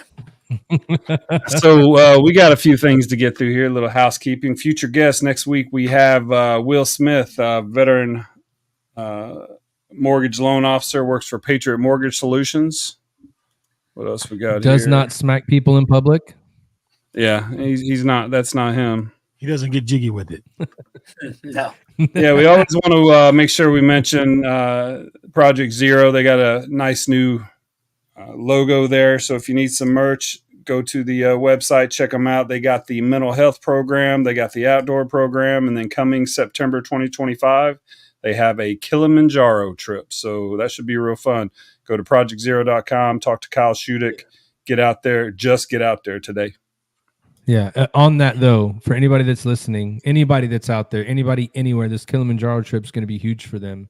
So if you're a company or you're a business and you're looking for something next year to make a difference that you want to make a sizable contribution for, they're going to need a lot of help to get that trip off. So if you're out there and you're looking for that worthwhile 2025 charity, that's the one that you should go get. It's going to be very therapeutic for a lot of people that are going to be able to take. And I would just encourage you to reach out to those guys today and kind of let them know that you're there to help. So there you go. That'll be a good one for the for Austin's book money to come through. What do we have here? Sports. All right, in the good old world of fantasy football, we had a terrible loss. Record is now 1-1. We had terrible play from our quarterback, didn't score any, so we got our ass with 129-99. Hopefully next week we'll be able to do a little bit better. So sorry, let the team down. The South Carolina head bust has absolutely busted our heads. So sorry about that, audience. We'll do better next week. Yeah, but he's also 1-1, so you know. Yeah, but he beat the brakes off me, and I hate losing. So Yeah, I think I picked Purdue, bro. I don't know what I was thinking. Yeah, you probably did pick Purdue. I think I came out okay this week, except for nope. I think I came out real good. The only one I got wrong was them Colorado Buffaloes, and I told you the other day, man. I was like, damn, I got that one wrong for sure. Sorry, I didn't mean to. I did too. And I didn't do enough research that like Colorado State, they lost their first game. They got blown out their first game out. If I would have done a little bit more research on Colorado State, I probably would have picked I would have went a different way. Yeah, but I was thinking rivalry. They're at Colorado State this year, so that's why I was like, man, and Colorado was like iffy. But now they had a really good game. Blake thinks they're going to win the national title. And Bro, we'll see what that shit happens ain't next that week. yet. 10 years from now, maybe. Them motherfuckers ain't nowhere near that shit. But, man. They gonna win 3 or 4 games again this year. So Ty, let's see the. I think I got this wrong. I think these are wrong. You're actually 4-2. You were 4-2. Yes. Yeah, you were. You and Al were 4-2. I was still 3-2. I think we were 4 and. Well, no, we didn't. We only picked what 5 games. 4-1. You were 4-1. Yeah, we not 3-2. I got you wrong because I got you losing the Georgia game because of that freaking score. Yeah, Hold on a minute. but I picked Georgia. So yeah, finally. Look, I'm still in last place though, which is a little sad. But I'm not as bad as I was. Hold on a minute, man. I should be 15-4. What's the matter, Scott? Yeah, I thought I picked Baylor. Purdue? You did pick Baylor. Yeah, so I should have. Yeah, everybody's got one more win. I didn't do the Baylor and Georgia games, so I was gonna say, I messed it up. wait a minute, Everybody's got one more win because my fingers. I was like, I still. So all 3 of us were 4-1. yeah. That damn. Good job on that Florida pick, Ty. Appreciate that one. Anyway, we can get closer to you. We'll be all right. Now we just got to keep Al from cheating on your picks. Although he picked mine this week, that which was Kentucky cheating, game and was I a was little bit surprised you did that. Yeah, I feel terrible. I usually don't mess this up because I pay such close attention to it. But I guess anyway. We had bye weeks, man. That's what it was. Yeah, thrown off, not paying attention. Dang. All this shit going on in the news. All right, here we go. All right. All right. So here's how we're gonna do it, fellas. We're going to go one game at a time. Everybody's going to make their pick on the game and kind of tell us what you think about it. So we'll go through all of them one at a time, everybody. Let's just go in a different order. I think, Al, you should start. Al should start. Yeah, whatever. Let's go. I'm going Notre Dame Why? because they're playing fucking Miami of Ohio. I mean, I don't know. They could have a Ben Roethlisberger there again this year. I'm You know what I going mean? with. You don't know. They weren't winning when he was there, so I'm going with Notre There you Dame. go. Yeah. Me too, man. I'm going for the same exact reason Al did. Who the hell is Miami, Ohio Redhawks? I only know them because a friend of mine named Lance Brownfield, which y'all might know him. That's where his wife went to college. Yeah. That's I only know Miami of where, Ohio that's for where- Ben Roethlisberger. Yeah, Ben Roethlisberger played there. And who? Yeah. Ben Roethlisberger. Never heard of him. Wow. The Broncos have heard of him. Promise Yeah. you. Never heard of him. All right, I'm picking Notre Dame too, pretty much for the same reason because I don't think Miami has a chance. I think Ben Roethlisberger played for Kent State. What? I thought Roethlisberger was a restaurant. I thought he played for Kent State, bro. No, he went to Miami of Ohio. No, it's Miami, huh? Yeah. I'm picking Notre Dame too. I think they righted the ship last week. They scored 66 points, so hopefully they're back to their scoring ways. We have been wrong one time this season already. Yeah. So next one, A&M, Bowling Green. Oh, I'm up A&M. A&M. For what reason? No. Because I've Who the fuck is Bowling Green? I lived in Perrysburg, Ohio. I know that's right there near Bowling Green, and when they were good when I think what was his name that coached for them? Ben Roethlisberger. No, that played for he coached the Gators for a long time and then coached Ohio State. Steve Spurrier. Oh, you're talking about yeah, I know who you're talking about. Oh, you're talking about Urban Meyer. Urban Meyer. Yeah. They might have been okay when Urban was there, but I'm definitely pulling for fucking Texas. And they're SEC. Like, let's just be honest. That's the greatest conference in college football, period. Oh, there you go. Thanks, Grant. I don't need your fucking help, Grant. Look, three-time champ pulling it through, bro. Hey, real quick, Grant, I wish he can come on here because one time he came to my house. My son brought all these Marines to my house for like a night, like just to hang out and party. And we got fucking. I was old and got fucking smammered with him. I was outside fighting with fucking Nick in the driveway, and then we fucking we got the dog collar off, and we fucking shocked Grant's fucking taint, ass, and balls. So that's a different Grant that you're talking about. Oh, never mind. The Grant that you're talking about is the Grant that won our golf tournament 3 years in a row. Oh, my bad, Grant. That's a cool Grant story, Grant. He did not say that he dog-shocked your asshole, I promise. I didn't dog-shock your asshole, but if you want to come to Florida, I would. And if you're cool with it, I'll do it, bro. I'm all about it. I, too, am going to take Texas A&M. Look at Grant. Grant said, was that an invite? Yeah. Yes. We'll get fucked up and play with dog collars in our buttholes. Let's do this, bro. Look, Scott, A&M. Texas A&M for me, Chuck. What you got, Matt? I got A&M as well. I got A&M. Oh, wow. A&M. A&M's going to win. Yeah. All right. Here's the game we all want to talk about, Colorado and Baylor. God bless America. I'm going Baylor. I've already made my choice too, because I don't believe in Colorado. I don't think they're there. I think they're a good. Did you watch the game last week? Bro, they didn't play anybody, bro. They play Colorado State. They're a team. Yeah, they're shit. Rivalry game, dog. Get out of here. They beat them by like one last year. I'm not until they start Colorado. Until they beat some real teams, I'm not on the train. Not yet. Baylor, now I might change real next team. week or whatever, but I'm pulling for Baylor. Until Dion does football over Flash, I can't pull for him. Loyalty. Man, oh man. The blasphemy that's coming out of your mouth, our hero. Loyalty. Welcome back, right? Loyalty and respect. Those are my 2 words. I love him as you're going Baylor. Loyalty and respect. See, that's the thing. Me, you already know what it is. You don't have to ask. I'm loyal to the game. I'm loyal to my man. I cannot say that I am a fan, that I believe, or that I respect Deion Sanders if I turn my back on his team and what he's doing because the world wants them to fail. Bottom line, the world does. Nobody's ever cared about what a coach dressed like, what a coach looked like, what a coach done until Deion Sanders brought the swag to the game. And now everybody says, oh, if Deion Sanders didn't worry about looking like this in his glass, man, he's been that. Did y'all not know that? Hold on a minute. Wait. Time out. I'll let you do your butthole joke. What you got? We're talking football.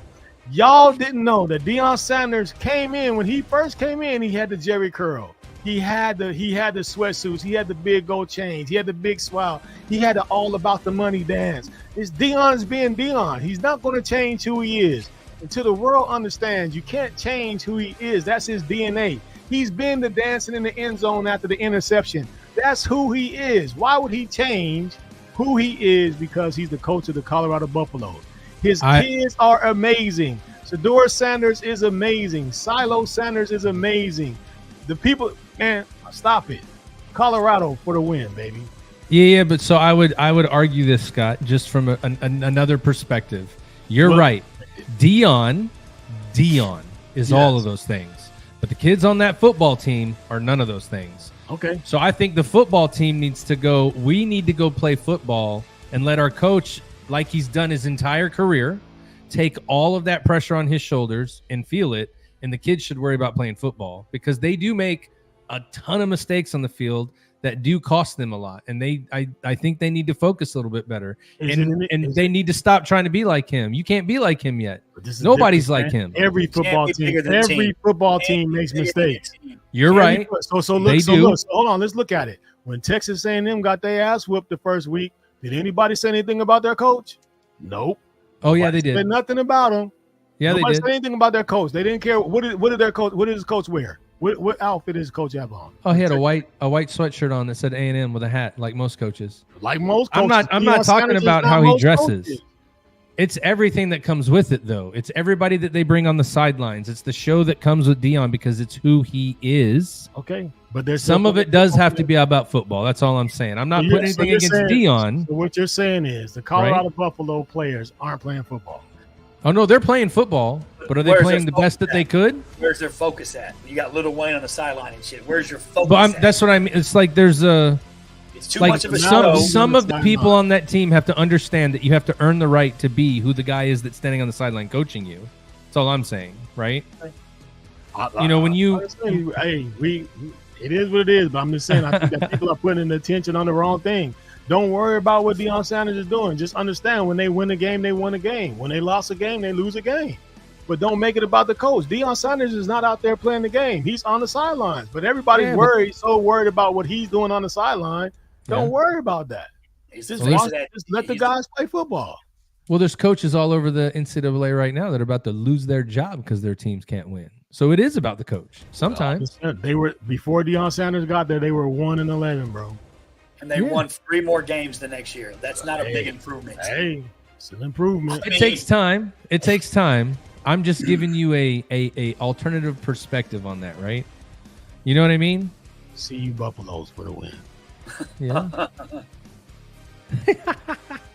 Yeah, I've got. So who did you pick, Matt?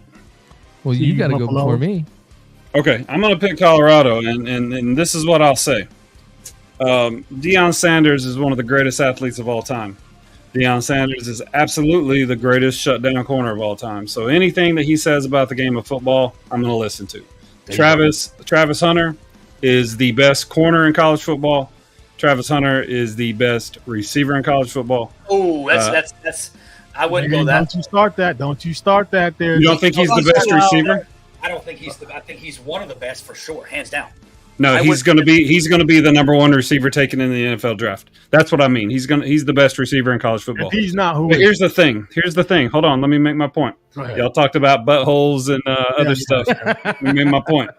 So here's the other thing. Their third and fourth option is the best receiver in that entire conference. He's one of the leading receivers in the NCAA over his time at Colorado.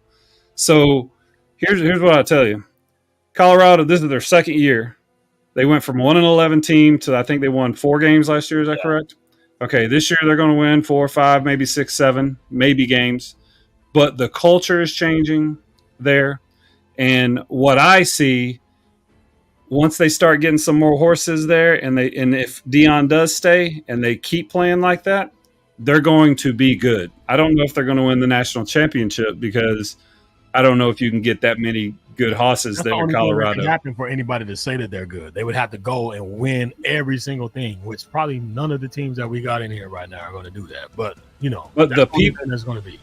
I love the hype of before the game, because everything that we know about the NFL is just modern day gladiators. It's just a big spectacle. So I love the show that goes on, because to me, it's preparing all those college athletes for what is going to happen. I hope they come up with some kind of salary cap for the NIL in the college, like they're talking about now.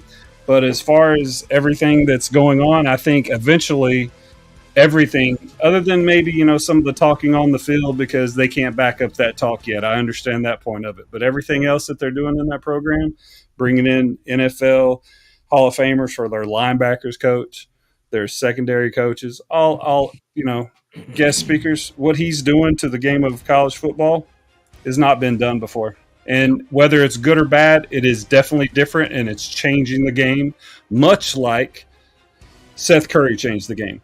They're going to change. The changing of the game is going to be so fast, and They're going to learn the business of the NFL while they're in college from a Hall of Famer. Hammer and paintbrush. Hammer and Yeah.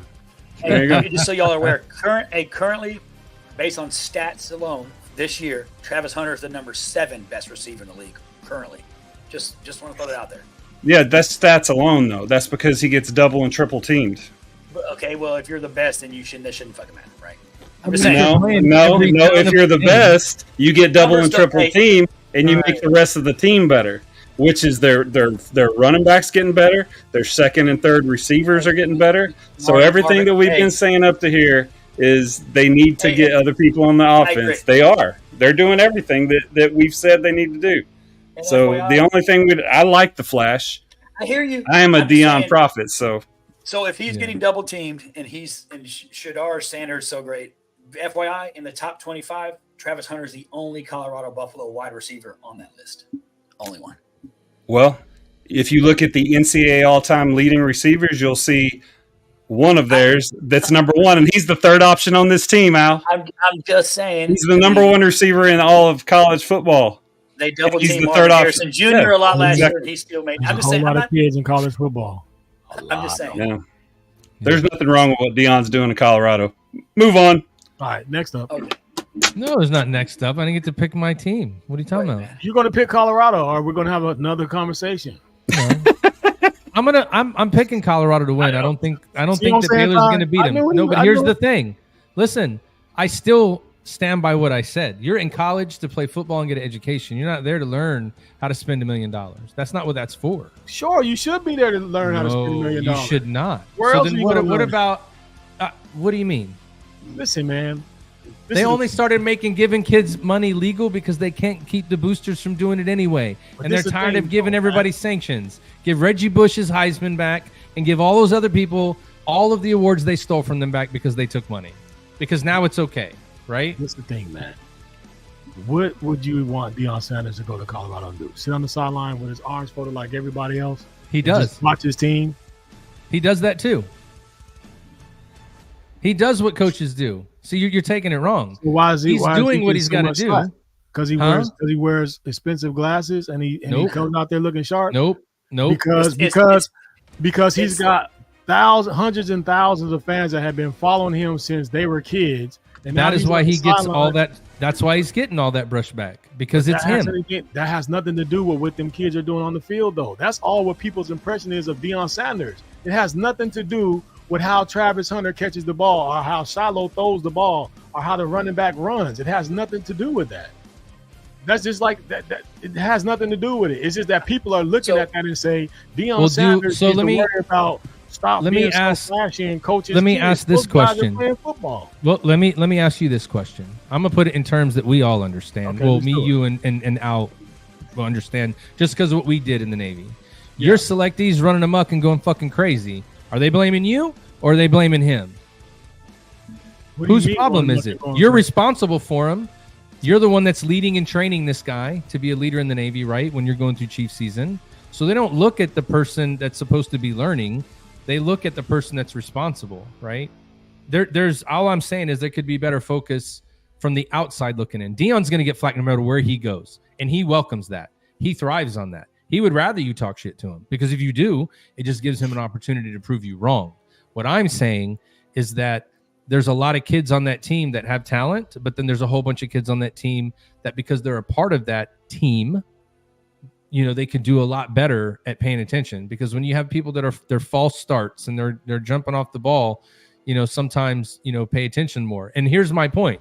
Hall of Famers coaching linebackers and DBs and all that stuff, then they should be, they're prepared to go in to do those things. It just, when you watch the game, there's a lot of times when you see the mistakes made. We were watching the game the other day and you're like, I can't believe they just did that. You know what I mean? Okay. So this is one. I'm gonna give you this and I'm gonna leave it. Okay. The Dallas Cowboys is the CU Buffaloes all over. Everybody thinks that the Dallas Cowboys is this great American team, and they're not, bro. It's all the hype, but they're out there playing football. You see what I'm saying? Yeah, so for sure. At the end of the day, nobody's blaming the Cowboys coach for how these kids are acting. The kids are doing it because they play for the Cowboys. They think just because they put on the Cowboys outfit that they're just automatically going to be great. It's not the same though. With CU, people think that because Deion Sanders is bringing them or he's training them, that they're supposed to all be you're supposed to have 52 Deion Sanders on the team. You're not. No, that's not what I'm saying. But he's changing the culture of that organization, and that's For the thing. If you're rolling with somebody who rolls like Deion Sanders, he demands that that's the way that you're going to be. You're going to look good. You're going to play good. You're going to be respectful. You're going to do what you got to do, and you're going to get better, which is what Colorado's doing. Nick Saban and Kirby Smart, they demand excellence. There's not a lot of distraction. Georgia is not going to have a bunch of distractions on the sideline. Georgia got lucky this weekend. Doesn't matter. They're going to have famous people on the sideline.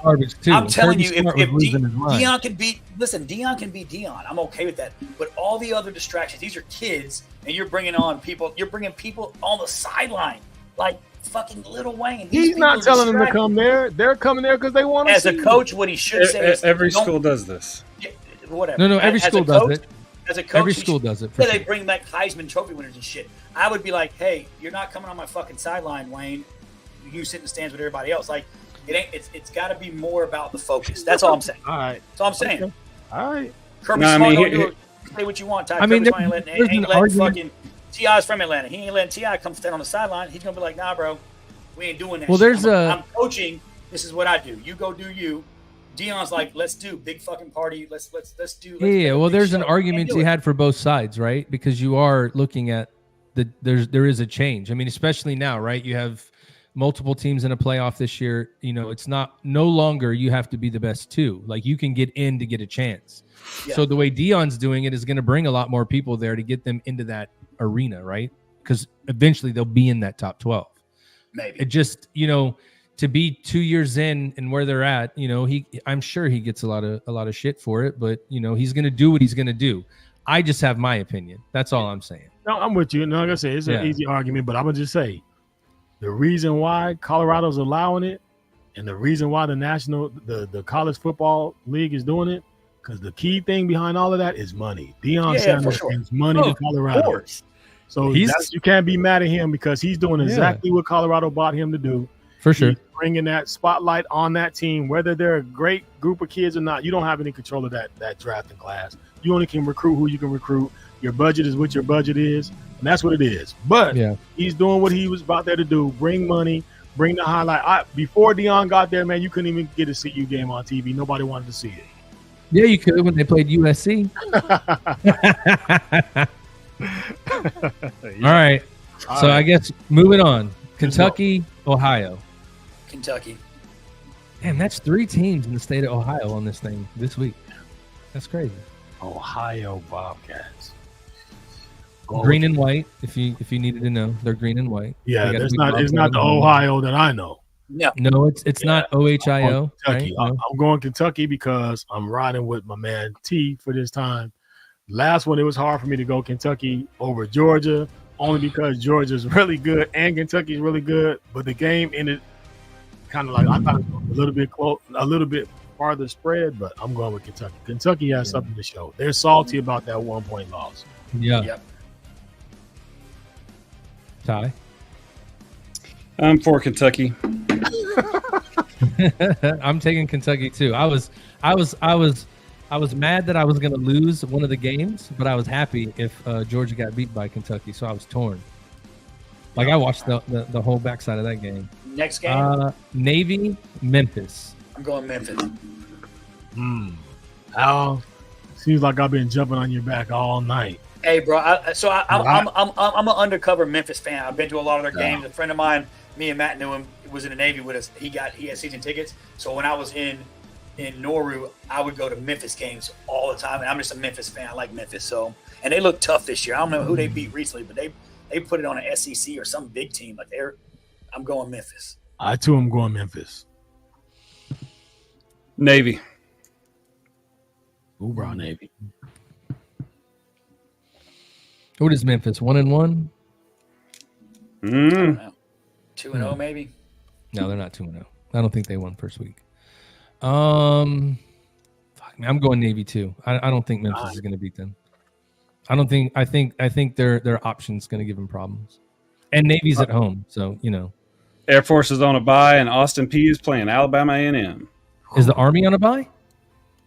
No, I thought we picked the Army game. Oh, we didn't do the Army game. Hey, just so we you did know, Navy first. Hey, Matt, Memphis is 2-0. They beat Okay. they beat I'm Florida still State. picking Navy. They beat Florida State. They beat Troy by 38. Troy. Everybody beats Troy by 38, Uh, except for Army, Troy. Army, Yeah, Black Army. Knights, and the Rice. So this one is tough for me, but I'm going Army. Gotta jump off your back on this one, brother. I'm going with the Rice. Ow. Ty? Army. I think Army's going to win. We going to that? We can't go to that game. I was going to be like, we should go to that game. It's in Houston, but it's actually in West Point. I'm going Army. I think Army's going to beat Rice. All right. This is the one he said the Air Force He's on a bye. bye week. Yep, We got Austin P and Alabama A&M. bro. From the inside, insight. Austin P ain't man, they got some work, bro. I think that their coach is on the verge of trying to find a new place to go. I feel like the momentum and the morale of the team is below what it needs to be, and until some major changes happen, I think that coach getting caught up in that nonsense right before the season started really took the wind out of their sail, man. It's gonna be a while before Austin P Governors get their life together, and I have to go with Alabama. Just hey. Me too. That's painful. Alabama A&M. All right, I got to pick Austin P because I can't pick against Austin P, man. I can't pick against your son. But he ain't playing. So until I see his feet on the ground, I'm going with him all the time. But as long as he's over there with his hands on his pads like this here, Yeah, that makes sense. I'm doing anything. That's crazy. I would love to, if my son was playing, I'm taking them hands off the thing. I'm Yeah, going for all sure. the way. Yeah, all the way. I've seen what they Yeah. got. I know what my boy can do, and not down talking to anybody else's kid. But I don't know what the hell them boys doing out there, man. They're running backs 35 years old out there carrying that football. For 4 yards. He's the 4 yards red a game. shirt senior, bro. Red shirt senior. Yeah, man. COVID years. He got 2 years of eligibility. I He was got God. 2 NFL years left at 35. Yeah. Him and Bo Jackson was down rolling dice together, man. What the hell are you doing out there playing with these youngsters? Now, need some fresh young legs out there. Shout out to my son, BJ. Get out there, son. That's all I got. I'm sorry. All right. So that's all we got, right? Yeah, let's close it out, Scott. All right. Well, hey, you guys have heard it here. You know what I'm saying? These are my brothers, man. We talk crazy when we talk football, but I love Al, I love Matt, I love Ty. We ain't gonna agree on everything because I think prime time Deion Sanders is my man. If you don't understand, that's my man. Prime time, do your thing. I'm with you, big dog. But this is the Triple Threat Vet Podcast. I'm your man, DJ Royalty. We have my man Austin Hero in the building with us tonight, and my brothers is in the building. And you was in the building with us. If you weren't, if you're catching us later on Spotify or YouTube or wherever you're going to catch us at, we appreciate you. Make sure that you like, follow, and subscribe to our channel, and we will see you when we see you. I'm going to bring my brothers back in so they can get their last words of advice and do something nice. Albert Hero, what you got for tonight? Again, I think we all said. I think it's been said. I think you close this out nicely. I just want to tell everybody out there watching, continue to watch, support our show. We're out here trying to do big things for the veteran community. So remember that it's not about us; it's about the people that we were charged with in our active duty careers to be a part of and help. And we're still doing that same thing outside of the uniform. So love everybody. Hope you come out and join in another next week with us. So peace. All right. To my brother from another mother, my man Skibby Scat Matt, what you got for us tonight? Same thing. Just appreciate everybody coming out. Thank you again to Austin Hero for coming on and tell your story. It was good to hear. Good luck with the book. Remember, comes out in January. Get it on Amazon and visit Got Your Six. Same flag, sameoak.com. We still have a whole bunch of shirts that will have a whole bunch of charities. And if you guys are looking for your own kind of swag to walk around in, reach out to us. We do custom orders as well. So go out there, visit, and we'll see you guys next week. There you go. And to my man, Ty Cobb, Wax Poetic with your brother one time before we get out of here, bro. Happy to be here. Dion is the absolute greatest athlete of all time, and I love what he's doing in Colorado. Fuck what the haters say. And I'm from Colorado, man. I'm there. CU's my thing. I was happy. You know what it is. It's all love. But we love you guys, man. We ain't gonna keep you guys no longer than what we already have. But I did want to tell you again, thank you. We appreciate you. Do something better for yourself tomorrow that you did today. Take care of your friends. Take care of your family. Love hard, play hard, and come back. Until we see you again, I am DJ Royalty. Peace.